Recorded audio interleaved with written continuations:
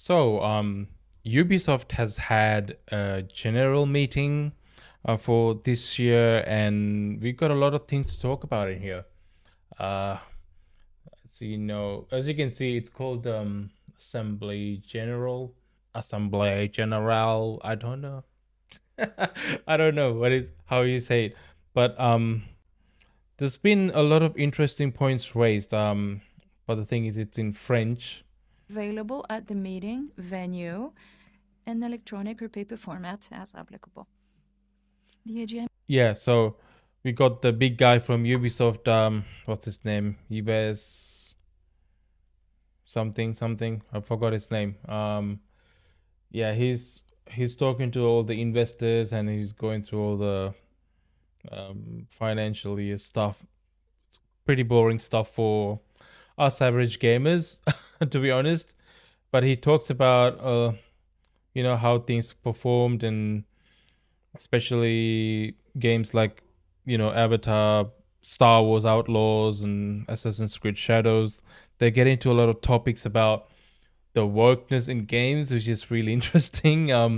Obviously, I mean, if you look Can at you it, please just give us a final figure for that and current sales as they stand? So that's my first question.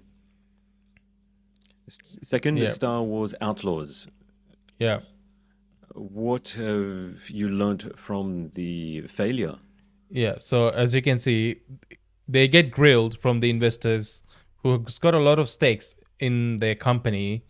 Um, so I mean, if you're into this kind of stuff, you'll find this really interesting. But I'm not gonna go through this video, which is 2 hours long. But we'll just stick to the articles that's been written based on this meeting, and I'll take you through some of the things that stood out to me. Um, First of all, they were talking about the Stop Killing Games petition, which is I'm looking at an article right now that's from the GameIndustry.biz website with the title "Nothing is written in stone. Ubisoft head response to Stop Killing Games petition." Um, yeah, so this is written by Lewis Packwood. Ubisoft held its annual shareholders meeting in Paris in July 10, and as reported by Stefan Tortillo at GameFile, blah blah blah. The petition, which calls for the game companies to allow games to remain playable after official publisher support has ended, had surpassed million signatures ahead of the shareholder meeting, prompting a response from Video Games Europe. Ubisoft shutdown of the online racing game The Crew in early 2024 caused particular consternation, resulting in class action lawsuit in California in November 2024. Ubisoft filed for a dismissal of the case in April this year. During the Q&A portion of the Ubisoft July meeting, an angry shareholder took the opportunity to take Guillemot to task. I'm sorry if I'm butchering that name. First, they asked him about Assassin's Creed Shadows, which starts the real-life 16th century African samurai Yasuke.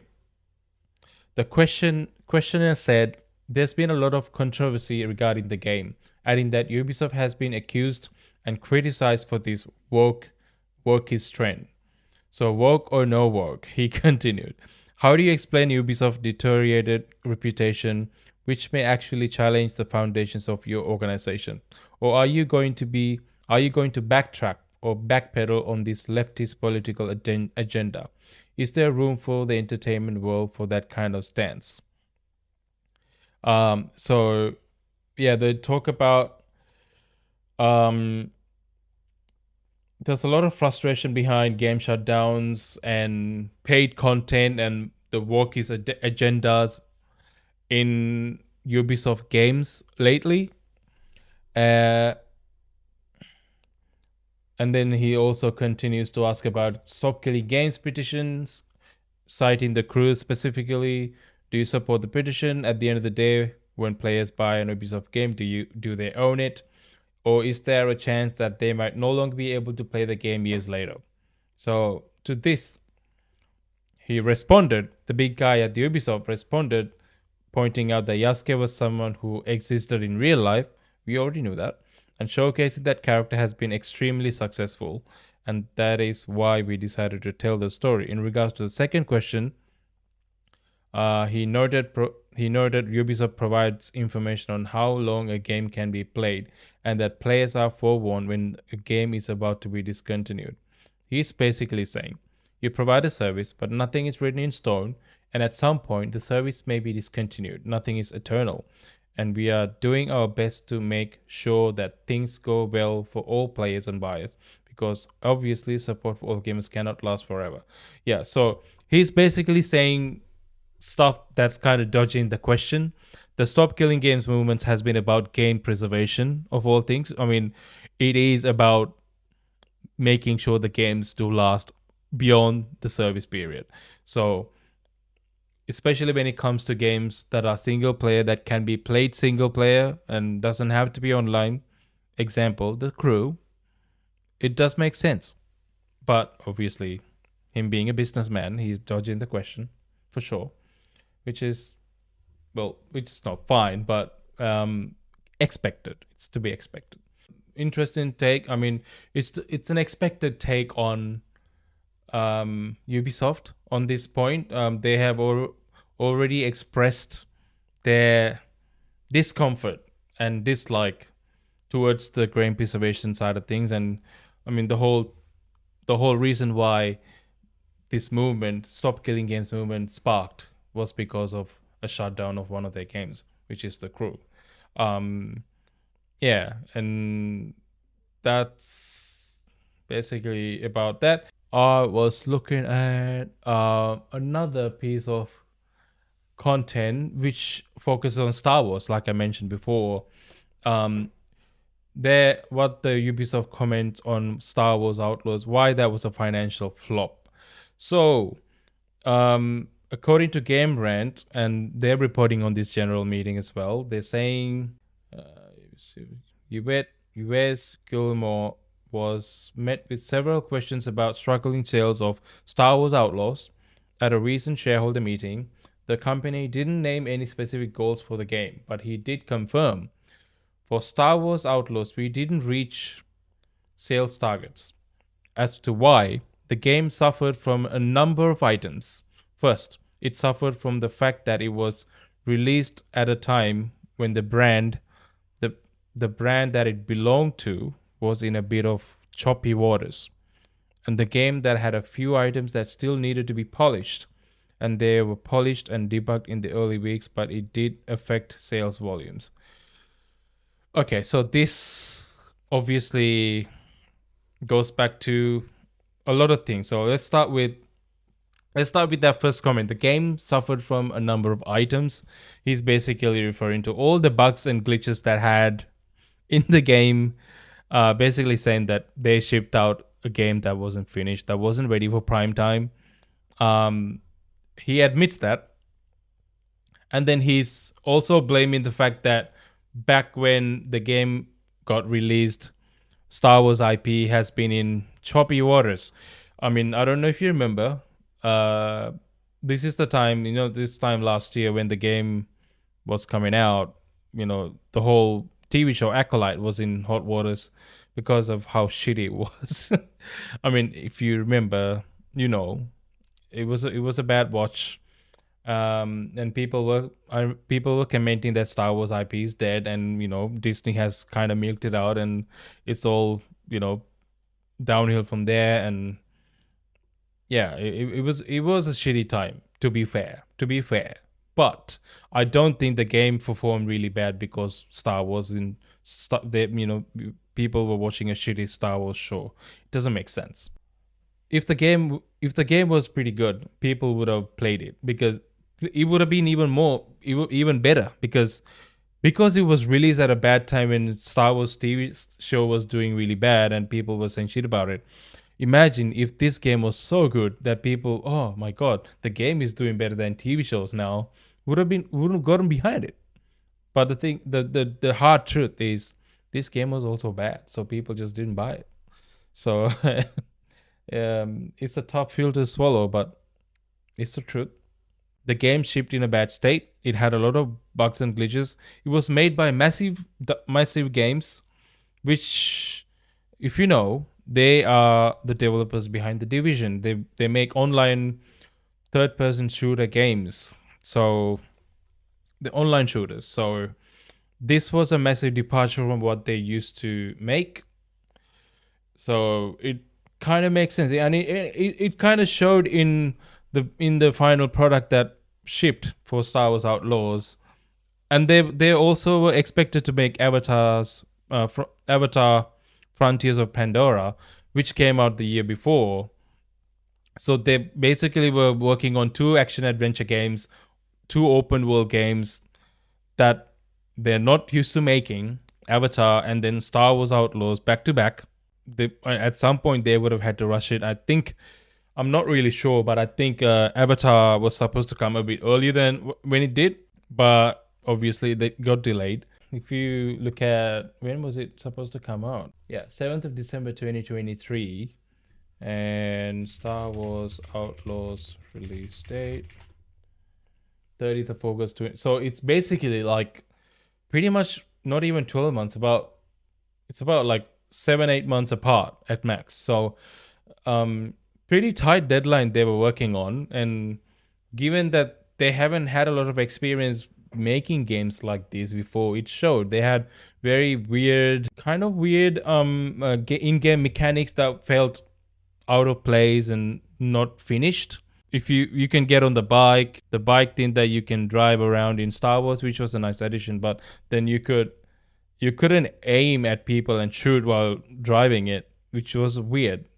But at that point in gaming, you kind of expect that to be a thing that you can do in open world games, but you couldn't do it. I know they've added that later in a patch. You couldn't carry your guns up the ladders and stuff, which felt weird, especially for an open world game. You feel like you would need that kind of freedom. They fixed that in post too, but yeah, there was a lot of in-game mechanics that felt unfinished and kind of missing, that they did fix eventually. I mean, that's what he's saying here. He was saying the game had a few items that still needed to be polished, and they were polished and debugged in the early weeks, but it did affect sales volume. So of course, so they have been doing this whole strategy of shipping unfinished games and polishing them up in the weeks after launch or months after launch has been their strategy all along. And this is the game that finally made them learn that it doesn't work anymore, because people are tired of having to play games that are not finished, especially when it comes to single player open world adventure games, right? And it can work for something like an online player. It could work. It did work for, Ghost Recon Wildlands. No, Breakpoint. It worked for Breakpoint. Breakpoint was a shitty game when it launched, but somehow they fixed it in the months after launch, and they managed to somewhat salvage it a little bit. But that's because it has an online component. It's a co-op game, ultimately. You can play it single player, but it is a co-op game at heart. But something like Ubisoft, Star Wars Outlaws or Avatar was a pretty polished game. They look good, but again, it felt a bit shallow. Same with Star Wars Outlaws. It in addition to the shallow gameplay and really garbage AI, they had a lot of technical issues. And people, with increased price points for games now, people are more wary of where they're gonna spend their money on. So if they see a game that's shipping with issues and not ready, they're not gonna put their money on it. So it's as simple as that. And it didn't work for Star Wars, and Star Wars is a big IP, and even though that's the case, people will still call you out now, because the expectation is, if you're paying more money now for games, you need to be able to play it in a good state from day one. So That's the issue alone, and they need to go back and I mean they did eventually learn that lesson and then delayed AC Shadows, and when Shadows finally launched, it was a much polished game than it would have been if they launched it earlier. Let's be honest. So they did learn, but you knowing Ubisoft, they're probably gonna fall back to the old ways in a couple of more years. Who knows? I don't know. I hope they don't. I want. I really enjoy Ubisoft IPs, and I really like what they do, but they need to learn to get with the times and put out polished games because they are a AAA games developer. They can't be behaving like indies, you know. So I really hope that they learn and actually do better next time. They did delay the next Assassin's Creed game, and some other games I from memory, but yeah, let's just hope that this continues to be a thing where they improve.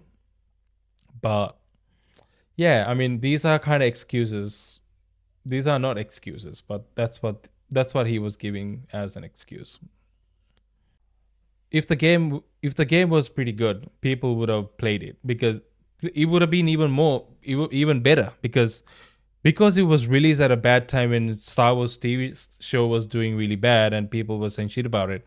Imagine if this game was so good that people, oh my god, the game is doing better than TV shows now, would have gotten behind it. But the hard truth is this game was also bad, so people just didn't buy it. So it's a tough pill to swallow, but it's the truth. Um, and I woke up this morning to this news: Avatar: Frontiers of Pandora is getting a third-person update, but it is coming in December. After all this time, this game has been out. They're finally adding New Game Plus mode and also third-person mode. It's bizarre. I mean, it's great that they're adding this, but would I actually go back and play this in third person mode? This game was all right, but it's one of those games that you play once and you forget. It's not something you're gonna go back and play again because it just wasn't that enjoyable to just go and play again. It was just like a forgettable Far Cry game with Pandora coat of paint. You know what I mean? So this third person update should have come with the game, to be honest, because it just made more sense to have it in third person. Even when they like first announced this whole game, Avatar: Frontiers of Pandora, and showed the gameplay, and when I saw that it's in first person, it was kind of weird to me because like, bro, like, come on, you're playing as an Aoi in a Pandora, and you can't even see yourself. I mean, it's missed opportunity to live that fantasy. It just makes more sense when you can see your character. If you could customize your character in a world like this, because that plays into the fantasy of being in this world. Because ultimately, that's what this is. It's a fantasy world. It's not even real world. So it felt weird. It just felt weird. It didn't make sense. It didn't make sense. You know, if it was a game like Indiana Jones where they made it first person, it kind of makes sense why that's first person when you play the game. It makes sense. And there's not a lot of customization that you can do with Indiana Jones. It's a very iconic character with one specific outfit. Although you can do disguises in that game, but it just it didn't make sense. Now they're finally adding third person. It's very, I mean, I guess this goes back to the fact that they would have had to rush this game out so they can work on Star Wars to be shipped out in the next 7 months after release of this. And now they finally have time to, work on the stuff that they couldn't before launch for this title. It just feels like such a messy situation at Ubisoft, to be honest. I really hope that they get their shit together. Oh, and they yeah, there's been some quality of life updates, including revamp Hunter Guide, smooth 40 FPS mode, and yeah, cool. But yeah, these kind of things should have been like should have been there from day one, to be honest, or at least you know, um, like soon after. Like it should have been like a patch soon after the game at least. New Game Plus only coming now. Like it's not even coming now. It's coming in December. This game released in 2024, dude. Anyway, that's my rant on Ubisoft stuff today. I think I'm gonna call it here. It's a weird time to be a Ubisoft fan, if I'm honest. They have a lot of questions to answer for. They're going through a lot of changes at the moment.